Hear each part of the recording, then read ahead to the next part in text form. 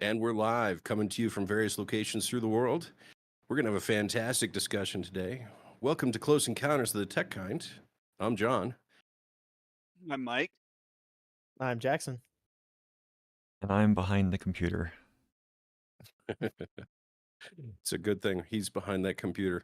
Keeps our flight in the air, keeps our engines going. And yeah, we're just going to jump right into this today because we've got a fantastic discussion, but we're also going to be a little short on time near the end. Jackson's going to don a parachute and jump out. So Yeah, sorry about that. I'll have to cut it short here around a little bit after 5. it's all right. Just give us a heads up before you got to go so we don't keep talking and then we can think about what to talk about when you're gone. So I'll make sure it's like I'll leave you with an awkward silence. You can ask me a question. I'll just leave right then. the treasure's buried under the. And he kicked the bucket. What's the Monty Python? He's writing on the wall. The Holy Grail is in the city of Yeah. In the castle. the castle. That's right. Oh, those bring back memories. Well, I think today let's just jump right in. So, watching some other people talking about this. I haven't done the full research myself. Shame on me for not doing that. But I think Outlook, Microsoft has released a new version of Outlook. It can run parallel to your full classic version of Outlook, but this new version gets installed. And guess what? Best news is if you uninstall it, it will come back over and over and over. You got no chance. It's just going to be there. Don't have to use it. It's installed. No, this is something they came out with. It feels like it's been a long time actually. They came out with the new Outlook. I want to say beginning of last year at least, or maybe even 2022. And maybe I'm just a little silly for doing this, but of course they spam me with, "Oh, here's the new Outlook. Use the new Outlook." And they did the same thing with Teams. Like, "Here's the new Teams. Use the new Teams." And I was like, "All right, fine." So I switched. But then I was expecting them to just get rid of the old one, but it's still here, and I don't get it. To start off, that doesn't make any sense. Beyond the whole, it stalls itself. Just the whole premise of doing the new Outlook that is exactly the same as the old one. It doesn't make any sense to me. And that's kind of where my mind is. Why would we want this new software to get installed on our computers? I mean, I get Candy Crush, I got the Xbox game system. I've got all kinds of cool stuff that Microsoft says I need on my computer. And I promise you I don't need it. Why do I keep getting it? Well, and that brings up another thought is you know, why didn't they just update the old one? Why does it have Right? to be a completely new piece of software that now gets installed on your computer? And that makes me think that there's something else going on underneath the scenes because the app itself, like, I mean, it operates the exact same as the old one. As far as I can tell, there is nothing new, no new features. I mean, it's the same. Well, Um, there's So a lot stripped out. yeah, there's a lot that they stripped out. A lot of the customizability. It seems like Microsoft just across all their products is wanting to go down to we will tell you what you want on your operating system. You don't get to customize it anymore. that's kind of like how Mac has been for the longest time. You don't get a lot Yeah. of freedom with Mac. It's I've always, when I talk to people about the difference between Windows and Mac, I mean, one of the things I point out is like if you don't really know what you're doing, and like Windows, of course, is not that hard to use. But I mean, if you are in your 80s and you're just now arriving to computers, a Mac is probably the safest bet. It's pretty easy to use. You don't get a lot of freedom of choice. You just use it. You pick But it that's up, it's got apps, it does what it's supposed to do. That's about it. right. And there's utility in that, right? Mm-hmm. You know, who cares if I sync up an IMAP account? Shout out to somebody this week. Um, one of our customers had this exact situation. New Outlook connecting to an IMAP account for their ISP. Don't beat me up on this. They wanted IMAP. That's what we did. And it could only sync at a maximum 180 days with the server. You couldn't download all your email. Oh dear. It's not a problem unless you're traveling. This customer was traveling. They're out of the country right now. So for them to sync up and navigate to the web server for their email, that's a little bit of pain. Or they could have just had an offline copy sitting on their computer. So I don't know. I don't think it's a step forwards. But Jackson, I like what you're saying. Just it's got everything you need. So we're saying it's got less features. You're not seeing the advantage or disadvantage of those features being ripped out. Yeah. And I mean, my Outlook account, I don't really use it for much more than reading and sending emails.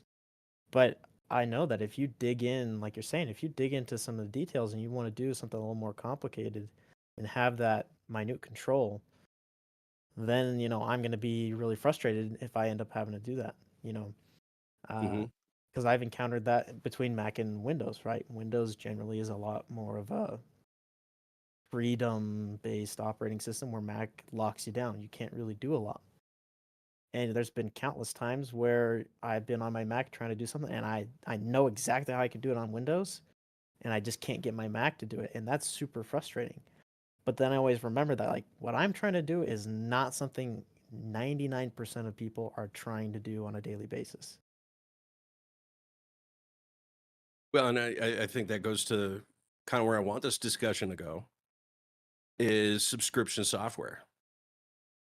You get what they give you, and that's what you get. You can get upset all you want. You can praise on it all you want.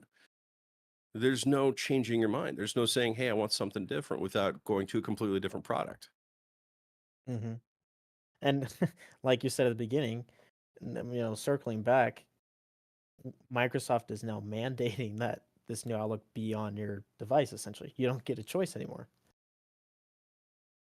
Welcome to the machine. And I did do a little bit of research for today, and I was seeing that, and I was like, okay, well, if I want to uninstall it, is it just like any other app where I can even go to the uninstall apps? It looks like it's not. You have to open up a terminal, and you have to run a couple of commands, which again, for me, like, all right, whatever, I'll look up the commands and do it. For the average person who doesn't even know what a terminal is, I mean, they're stuck with it. Yeah. It's like, you're welcome. Forgive me, guys. I'm trying to figure out my lighting here. I think I look like I spent overnight in a sun tanning booth. Could use 5 more minutes. Just 5 more minutes. I'm almost done.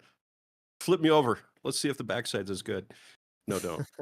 So let me get this right. Is this something that is, what if you don't already have any kind of Outlook? Because I know that in general, from what I've seen, is that Outlook came with like the Office suite of products.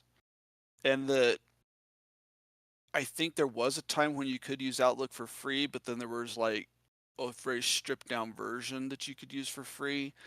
And then for all the features, you had to actually buy the license for like Office products, and you got Outlook with it or something like that.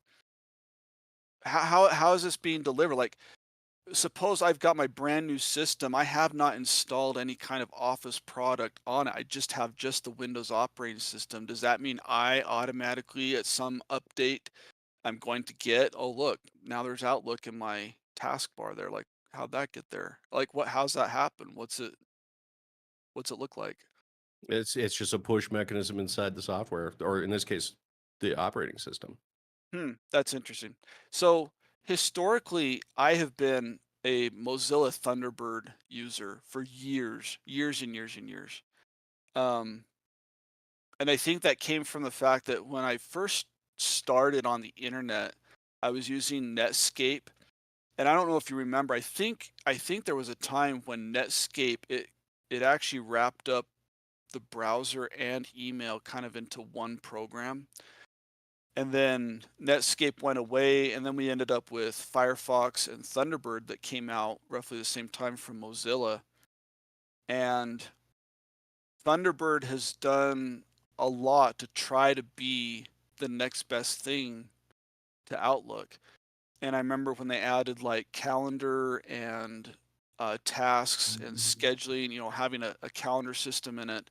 It was originally like a plugin that you got, and then it just became part of the core system to be able to do that. And I still use my at-home computer. I still use Thunderbird. I don't use Outlook at all. I've been really happy with Thunderbird. Um, Thunderbird's free. Thunderbird I can set up any way I want. I can set up for POP. I can set up for IMAP. I can have it point to my Google Mail. It's worked with everything I've thrown at it. I can customize the appearance, with different themes, different extensions. There's a whole library of plugins you can get. Some of them are useful, some of them just aren't that useful. They take up memory. But I've been able to do everything I need to be able to do in Thunderbird. I probably owe them a donation at some point for all the things I've been able to get away with. But that said, And I don't have to pay for it yet. Outlook, I see that as a paid for product. Shouldn't I be able to get to have some say in what it does or does not do on my system if I'm paying for it? So and that's kind of where I'm at with this is we I think we've lost something as we've gone to this subscription model. Like we pay 20 bucks, 50 bucks, 100 bucks, whatever the price is for the software. We pay that annually or monthly or whatever it is. So we constantly get the updates. Well, at some point, Thunderbird has all the tools you need. At some point, my Outlook has everything I need. My Word has everything I need, except AI. Okay, yeah, let's pour that in there because that'll make everything better. My my email reads better with AI attached to it for some reason. But let's roll back the clock, Mike. You remember Photoshop? Mm-hmm. You get Photoshop 1, Photoshop 2. I'm not talking CS. I'm talking the original OG Photoshop, All the way I started on Photoshop 4 was when I which was started on. that was the good one. That Like was 1, 2, and 3, they were good, but 4 was like, that's the one I want. that's when it started getting really good from what I understand. So Yeah. so when you had Photoshop 1, 2, or 3, Adobe had to incentivize you to buy Photoshop 4. hmm Okay, so it's $600 if you remember. $600 for software back in the day. hmm That's $1,000 today, maybe more. So what Adobe had to do was put the killer app, the tools, the features, the improvements into the software to cause you a desire to spend $1,000. hmm Okay, 600 in the day. Drop it $600, buy the new software. Okay, Photoshop 5 comes out. It's basically Photoshop 4 with just a little window dressing. Photoshop 6 comes out. Now you got to hit again because you got There's some additional additional tools and tools. paste. Yeah. You get the history I remember painter. that. I mean, it was a substantial step. That's worth $600 to me. So I buy 4. 5 is basically redressed 4, so who cares? I'm not buying that. You could buy an upgrade for like $50 or $120, whatever the price was. But you can't just jump from one to another. You can't skip one to another in a subscription model. You get what they give you. hmm We've lost the choice. We've lost the incentivization that the purchase model brought to our vendors, to the publishers, to say, make it good so I will be willing to spend my money with you. Now they just got to kick new features in just to sell or to keep you on the hook, but they're not better features. My old boss, um, so I graduated with a degree in graphic design.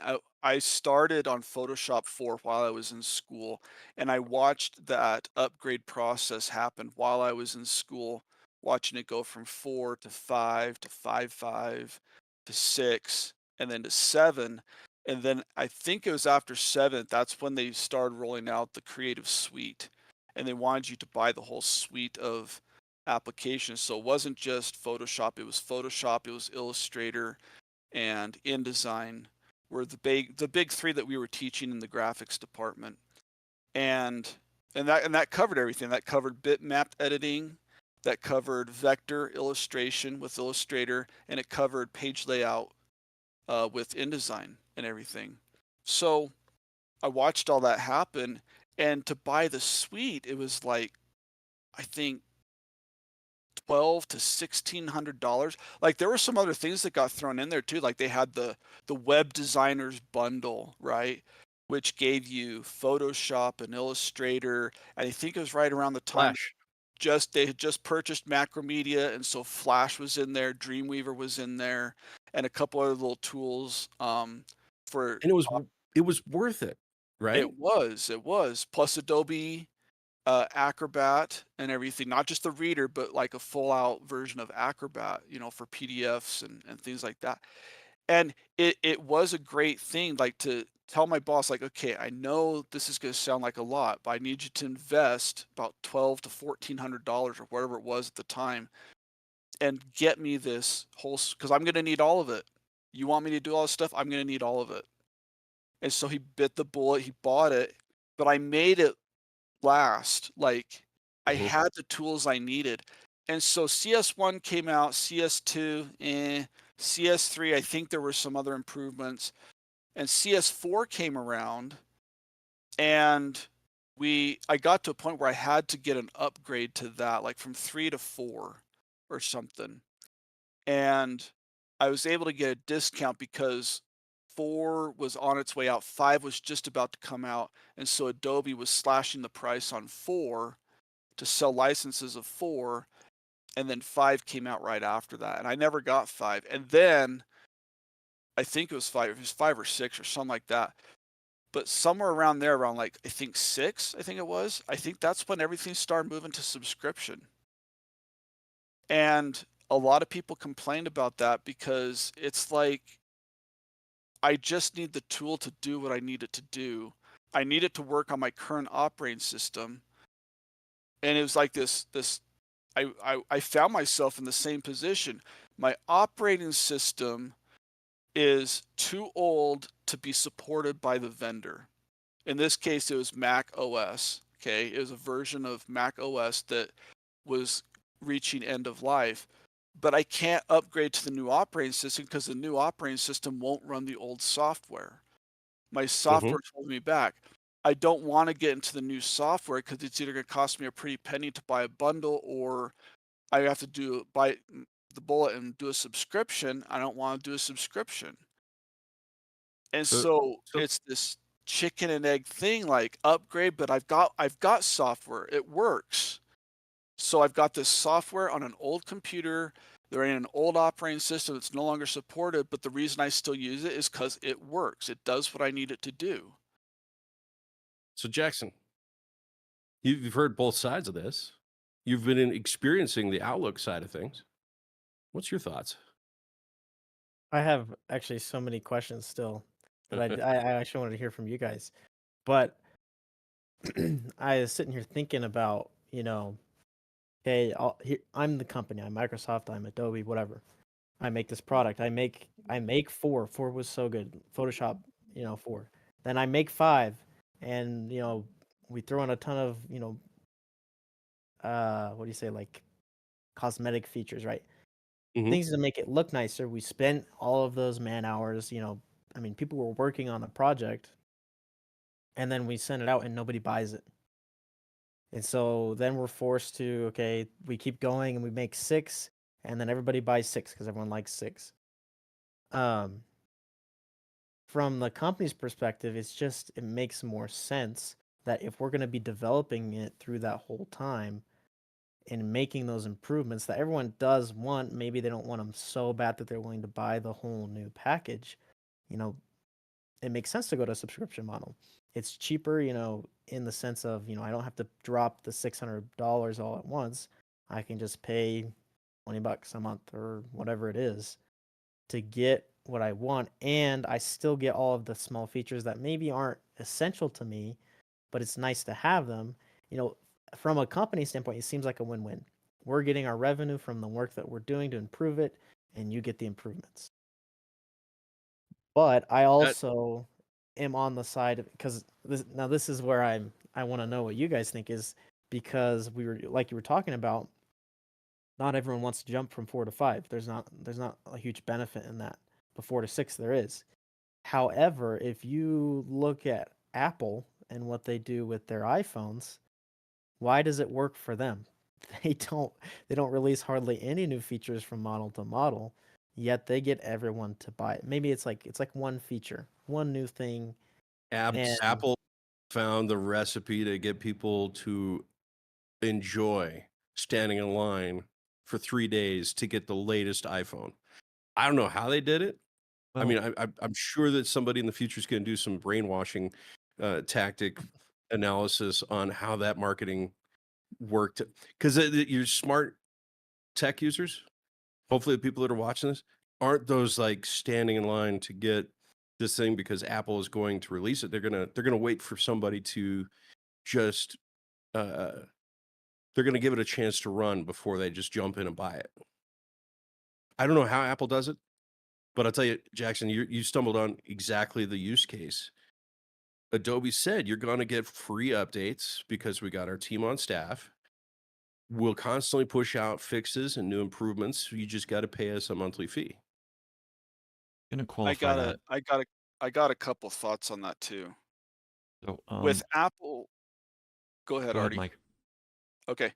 With Apple, with the iOS, the control is, I think, more at the top that you can set that iOS. And I don't, you know, I've seen it happen where there are certain apps that's like your phone is now too old to run this app or something like that. Like they can set the control to say like, okay, if you're going to be current, then you got to have all these updates, but we're only going to do the updates up to a point for a certain type of phone. So they look at the hardware and they go, okay, well, that's yesterday's hardware. It's going to stop at this level and it's done. And so that forces people to have to buy a new phone because in order for them to run their apps, they got to have the latest operating system. And it's that cycle that I got stuck in. That's like, I have software that works. It only runs on this operating system. I can't update the operating system until I get a new computer, kind of thing, right? And so I think that's one way that Apple's done it is that they kind of have forced and guided people to say, and the developers go along with it, that's like, hey, it compiles for 10.9, but it's not going to compile for 10.10 or whatever it is, you know? The other thing about the subscription that I wanted to say too, though, is I I got to think that software piracy has a lot to say in it too, because we talked about how Adobe for just Photoshop, it's a $600 package, or even if it was a $300 package, that's a chunk of money, and you bundle all those together, and now you've got this $1,200 to $1,600 package. If someone takes a license key and publishes that on the internet for people to use, now there's all these unauthorized versions of the software running. That's profit that's lost that Adobe didn't get because they didn't actually sell those licenses. yeah. You know, but they can fix that if they do it as a subscription, then that means your computer has to call home to make sure that subscription is still valid, and if it is, you know, then it'll let you use the software. That's where Valve did a fantastic job Mhm. when they came out with Steam. So Jackson, back in the day, you'd have CD keys. Right. So you buy Doom, Duke Nukem, Quake, all those old original like awesome games. I've got a couple of the Quake ones. Oh, so cool. You'd get a CD key and you put the disc in and it plays. They even did a thing with shareware for a while where you buy a full featured disc, but it plays just a little first level or first couple things First in the 3 game, gives levels, you a first 10 taste. levels, yeah. And then if you type in the right code, it gets you that. So with the advent of the internet, everybody's got that code. So the CD I went and bought at Walmart for $5 now it unlocks and gives me the entire game, which, that's wrong. People shouldn't do that. But it was so easy. So Steam set it at a price. You could go to any computer and it locks you 1-to-1 for that software for you for always. You can run on any system and save your games in the cloud. It's brilliant. They provided a system that incentivized users to use it. They didn't say, hey, we're just going to rug pull buying, Half-Life. You can't buy Half-Life anymore. Well, yeah, actually you can. But if you buy it on Steam, here's the benefits. Mhm. So, So go ahead. no, I'll have to leave you guys here in a couple of minutes. But the other thing that I wanted to point out is that if you remember, and I don't know if it was on Windows 11, but on Windows 10, um, they had just a generic mail app, right? Mhm. And so this goes back to when they're doing the rug pulling, they're also actually pulling features out of Windows. That used to be a feature. It used to be a functionality that you could just use the mail app and you could put Gmail or whatever you wanted on it. But I now gotta with look this. the Outlook, and I was trying to look into this too, and I don't know if I have a complete answer, and I'll have to do some digging myself with my own system. I don't know if you can use the Outlook app unless you pay for 365. And so what's actually happening is Microsoft is now pulling features and then putting a subscription model on top of that. So instead of you now, like what we've been talking about, instead of you paying for Windows and you get Windows and everything that comes with it, like your mail client or like a word processor, although Word was kind of always paid for, Mm-hmm. they're now pulling these features that are pretty common and everyone uses and forcing a subscription on top of it. Well, and it's so weird how they choose what to pick and pull out of the operating system. Mm-hmm.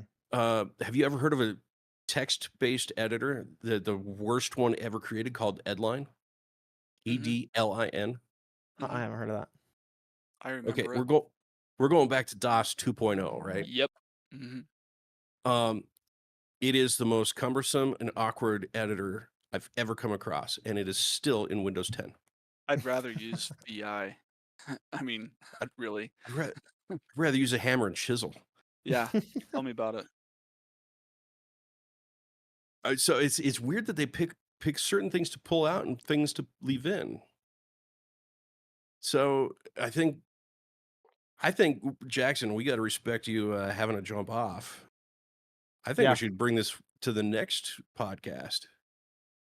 What do yeah, you I'd guys like think? to.